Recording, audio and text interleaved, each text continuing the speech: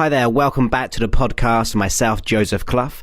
To find more information about me, go ahead and visit josephclough.com or go ahead and visit my fan page on Facebook, which is facebook.com/josephsfanpage. So first of all, I'd like to wish you a very, very happy new year. Let's go ahead together and make 2011 the best year yet. Now, I hope you had a good 2010. My year was pretty amazing. Through doing this podcast, we've actually achieved in the last 5 months over 70,000 listens, and I'm really appreciative for you for maybe sharing this podcast, listening to it. So that means you're investing in yourself to be able to be the better you. And the great thing about it, it's all for free. So this podcast is really about you. It is about me in a way because I really get a lot out of this. The fact that I know that people are listening to me and really utilizing the information that I'm giving you. And I really appreciate all the feedback, the emails and reviews about this podcast. Now, what I'd like to do today is really begin to get ourselves in gear for 2011. Because right now it's important to allow 2010 to simply allow it to go now. Because being in 2011, we can start off afresh. You can begin to consider the type of goals that you would like to achieve. Whether it be in your health, your relationships, your career, your finances, spirituality, whatever the type of things you want to achieve, I think we can really go ahead and get it. And I'm going to make a commitment to you to be able to do as many podcasts as I possibly can to be able to assist you on this journey. Because ultimately, life is a journey. We go through situations in life. And we can't necessarily dictate the type of situations we go through, but we are able to be able to change how we react to those situations. I always say my favorite quote is that rather being a product of life, allow life to be a product of what you choose to create.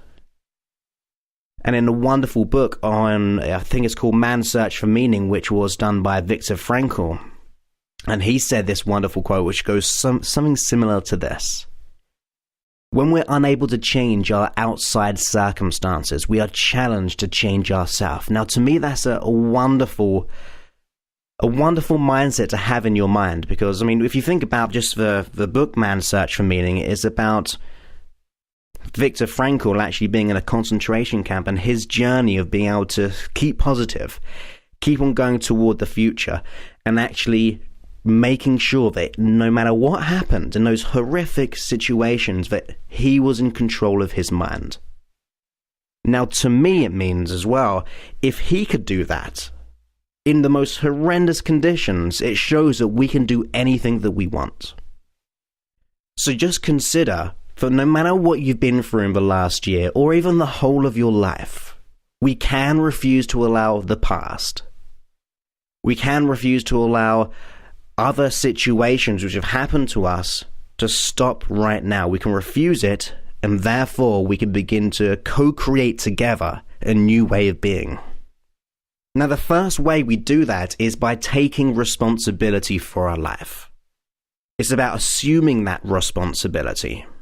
And I've talked about this before, but ultimately, if you could imagine the cause and effect equation, the cause creates the effects. Now, many people in life actually live their life on the effect side of the equation, that things cause them to be a certain way, and that is why they are like they are. And they may have the reasons. You may even have reasons as to why you are like you are. Whether it be that we haven't got the best health, relationships, career, finances, we may have these reasons as to why we are like we are. Now, to be a little bit harsh about it, these reasons just simply reaffirm our present situation.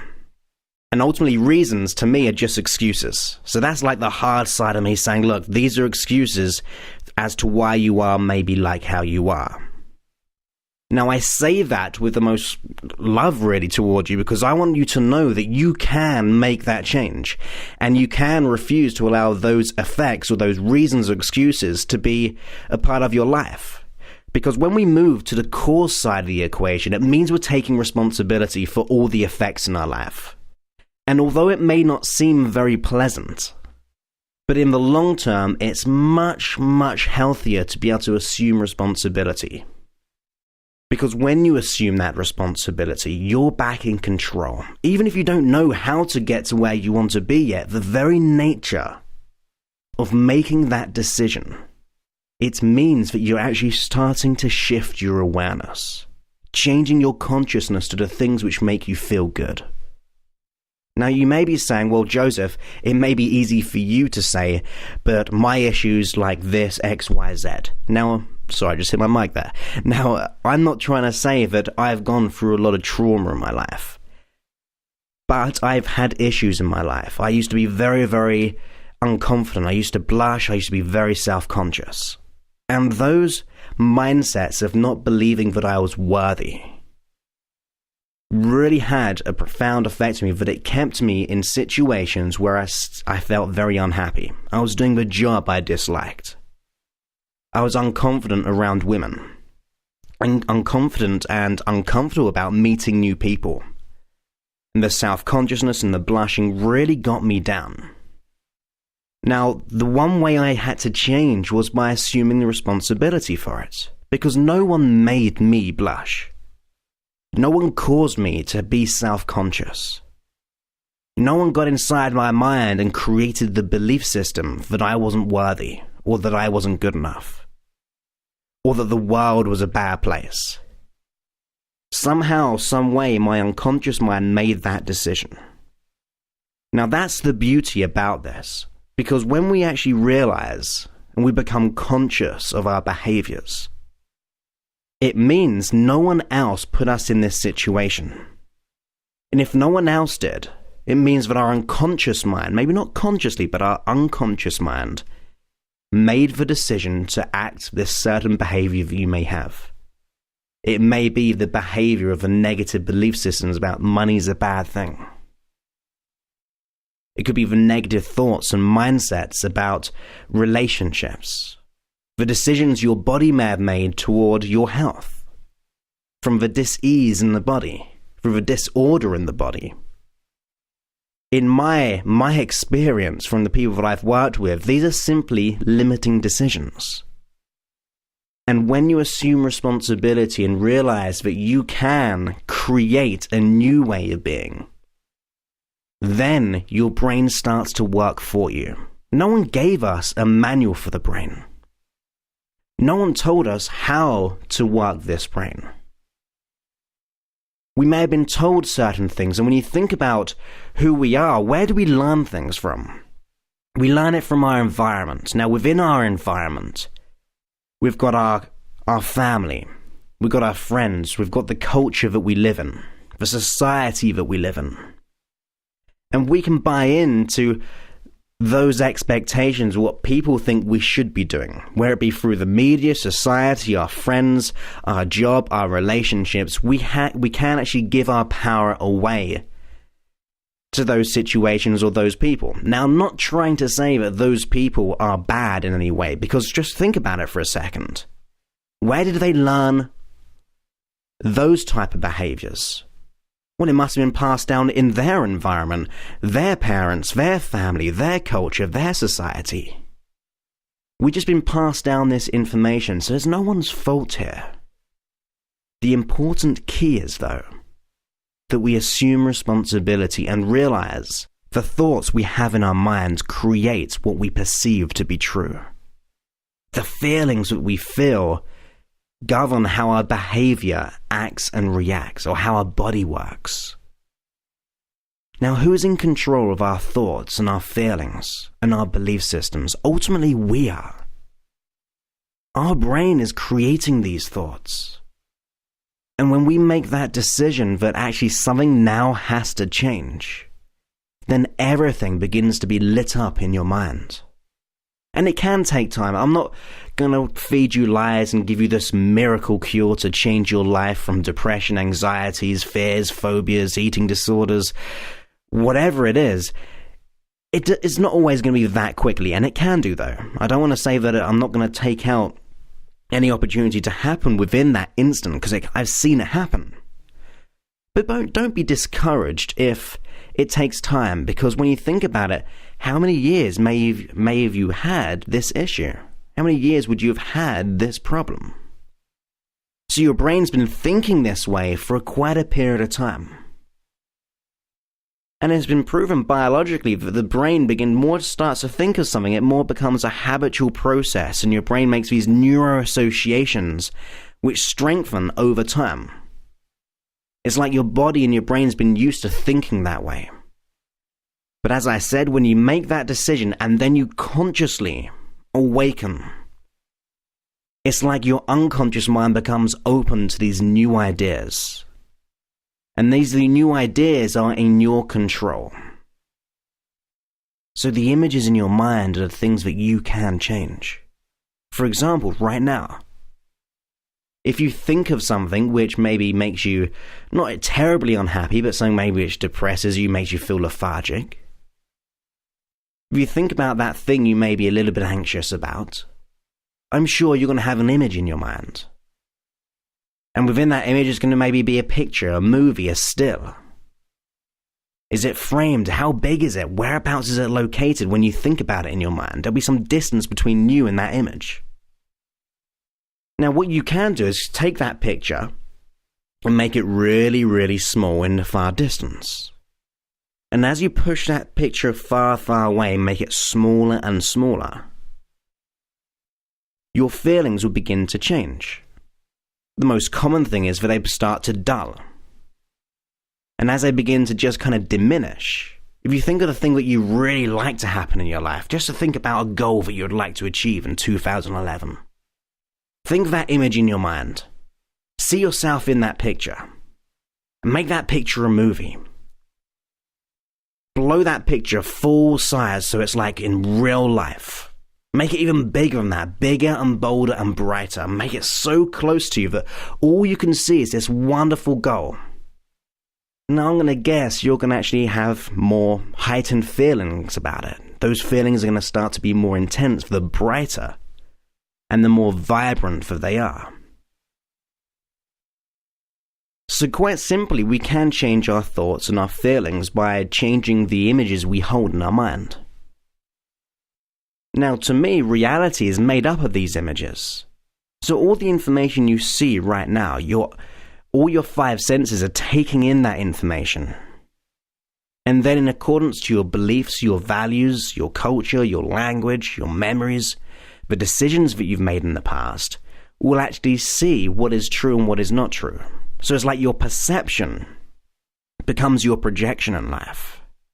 Whatever you perceive to be true is true for you. That's why there's so many conflicting beliefs in the world. Whether it be about religion, whether it be about race, whether it be about money, relationships, health. There's so many different beliefs and they battle because they're all seeing these ways of being through a fresh set of eyes which have actually had different experiences, different upbringings, different behaviors, different thoughts. So we're all seeing the reality in accordance to our internal pictures we make in our mind, the thoughts that we have, the feelings that we have. So my task for you today is ultimately to be conscious of the thoughts that you think, to be conscious of the feelings that you feel. More often than not, these happen beneath the surface and we're not even aware of it. But if you stop right now and just be in this moment, become aware of the sensations in your body. Is your body in ease? Notice your environment, your experience of the environment. And as you be in this moment, you can become conscious of your thoughts, your feelings. And when we take this time out, we can begin to retune ourselves. Because to me, your thoughts are like a frequency. So the thoughts that you have, whether they be good or negative, positive or negative, good or bad, it's like you're tuning yourself in. So when you have those negative thoughts, you're tuning into the things which are negative in your life. Imagine like your brain being like a radio receiver. And you're listening to a certain station. Now let's just say that someone was doing this and they were tuning in to depression. They're tuning in to a fear or a phobia. They're tuning in to anxiety, that radio station which always goes on about anxiety. Now imagine if you were that person continuously listening to that radio station of a thing that they don't want. It sounds ridiculous, doesn't it, to do that? Now, if you were in charge of this radio, wouldn't you just change your frequency? Because the thoughts that you have, to me, in my mind, changes your focus. And if you believe in things like the law of attraction and all those type of things, that's fine. It works within this model, but it works on a biological level as well. The thoughts that you have with most consistency will allow your brain, your biological brain and unconscious mind, to find more of it. So if you're listening to that radio station, and you're sending out that frequency and you're receiving that frequency of negative things, then you're going to attract more of those negative things. But if you change the frequency and you move stations, imagine changing the station to one of absolute pure bliss, where it's always talking good things to you, saying you're amazing, you are beautiful, you are loved, all is well. Imagine hearing that all day long. Now naturally, you're going to start to pick up on that. You're going to start to think about that and think, yes, I am beautiful. I am worthy. I am loved. In fact, even sometimes that you are love. And it's all about changing the frequency of your thoughts. Now, if you go into things like religion, a lot of religions actually say that you have everything you need to be the real you. That God is within us if you believe in whatever religion it may be. Now, if you take that information and actually began to think like that you are God in some way, when you think about it, we are all energy vibrating. We are all in like a sea of energy, which means we're completely, deeply interconnected with each other. And imagine the type of frequencies that you're sending out right now. Are they sort of things that you want? Are they things that you diswant? Diswant? Is that even a word? The things that you dislike? But when you change your frequency and you begin to play that tune in your mind of all the wonderful things, even if you don't believe it straight away. We've all heard songs in the past and we've thought, well, I'm not sure if I like this song, or you don't believe in the song. But after a while it begins to sink in. You think, actually, I quite like this. And each time you listen to it, it gets better. And you begin to sing with that song. And it begins to move you in a way that allows you to feel alive and free. Now imagine if you did this with your brain, your mind, your conscious mind and unconscious mind. So your task is to begin to sing the song of your desires.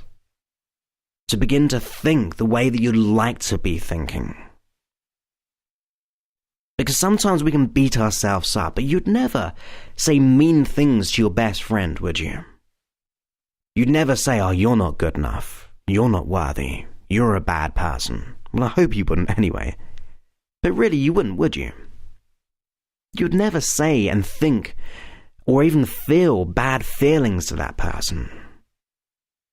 Now, to me, our very best friend is someone that we forget. And that best friend is ourselves. Our conscious mind and unconscious mind, our body. When you think about the unconscious mind, you may say, well, I'm not consciously deciding to have depression, this fear or phobia. But ultimately, your body is here to protect you. It runs a fight and flight response. It runs the healing of the body.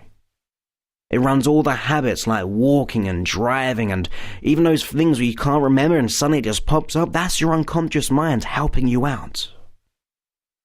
So your body is here to look after you. But sometimes the friend, our best friend, ourselves, can be a little bit misguided. It might be trying to please us, trying to protect us by not feeling good enough, because it doesn't want you to be hurt anymore. It might have a phobia because it's saying, I am fearful of this, and it wants to try to protect you. Same with anxiety. The thoughts we make in our mind are ultimately trying to say, well, I don't want this to happen. So your body is actually trying to help you. You would never say that I hate you to a best friend who you really care about. So we should never say that to ourselves. We should never beat ourselves up. We should nurture ourselves, nourish and bathe each cell of our mind, our thoughts and our feelings with love. Because when you do that, you're giving your body the opportunity to work with you. A great hypnotherapist, a doctor as well, called Dr. Milton Erickson, once said, patients have problems because they're out of rapport with themselves. They've been programmed too much by external situations. So let's think about that. So patients have issues because they're out of rapport with themselves. That just simply means they're out of communication with themselves. They're disconnected from themselves. And they've been programmed by external circumstances.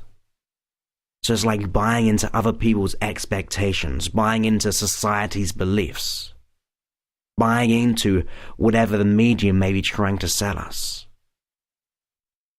So ultimately we have been programmed too much, and we have become disconnected. But you can be connected. It all starts with this decision of taking responsibility, then tuning into that radio station, which makes you feel good, and then beginning to hum to that radio station, to sing with it. All those good things, all those good words and thoughts of that I am love, I am beautiful, I am able, I am magnificent, I am courageous. And the more you begin to do that, that becomes a habitual process. Your brain begins to make these neuroassociations as if it was true. And as your body begins to do this over a period of time with consistency, it becomes an absolute belief system that you are love and you are worthy because you are inside. Everyone has the resources they need to be the person they want to be. Your body is magnificent. You just got to give it direction, and that's by tuning in your awareness, your focus to the things that you have in your life, to have gratitude for it. To change your focus and put it into things where you're focusing on what you actually want rather than things you don't want. By continuing to talk to yourself in a way which gives you love and empowerment and self-belief. Because there's you, by the way. There's your opportunity to do this. No one can do it for you. You have to make that decision right now. And commit to yourself the most wonderful, wonderful way that you can, in a way which actually allows you to grow in every way. And there's why I do these podcasts, to be able to tell you and show you and allow you to realize that you are worthy. You are good enough, and you are able to achieve those things that you desire. So make that commitment to yourself, to invest in yourself, to keep on listening to podcasts like this, to read, and more importantly, to close yourself sometimes, to take your conscious awareness out from the external world and focus on the inner world. I used to have a quote on my wall, and I can't remember it quite exactly how it was, but it ultimately had this type of saying: when you put your awareness onto the inside universe, your internal relationships, your internal health and wealth, then you'll be able to have all the external health and wealth. The wonderful relationships. But it starts from within. When you think about it, many people try to buy happiness by going on the holidays, buying the TVs, trying to buy experience, trying to buy happiness. But you don't have to go anywhere externally to be able to achieve what you want. And I think we all want happiness. We all want wholeness. And the best way to do that is to go on the inside, to realize how great you are, and know that you're worthy. So shut out the external world for a while. Put your awareness to the things which make you feel good on the inside. Give yourself large helpings of self-esteem and positive self-talk. Create those wonderful images in your mind that allows you to feel good and knowing where you're going. Because you can enlighten that illusionary darkness. I've said it quite a few times, I know, but I'm going to keep on saying it, to take responsibility, to have gratitude, to be aware of how your mind and what thoughts you're thinking. And when you're thinking those thoughts, is a perfect opportunity to change them. And as soon as you do that, you're training up your body to be able to know to do it automatically. So when you make that decision and you become aware of the negative thought or the negative feeling, change your thoughts, change your feelings. And you can do this anyway. And it's not really hard to do. You can listen to some music. You can think about the things that you want. You can think of happy memories. Anything which changes your emotional state, using your own thoughts and giving yourself and providing yourself that opportunity to focus on what you want and focus on what you have already. So have the most wonderful day. And I look forward to speaking to you very, very soon. And remember, for more information about me, go ahead and visit josephclough.com. Or go ahead and visit my fan page even at www.facebook.com/Joseph's fan page. So have the most wonderful day, and I'll speak to you very, very soon. Thank you, and bye-bye.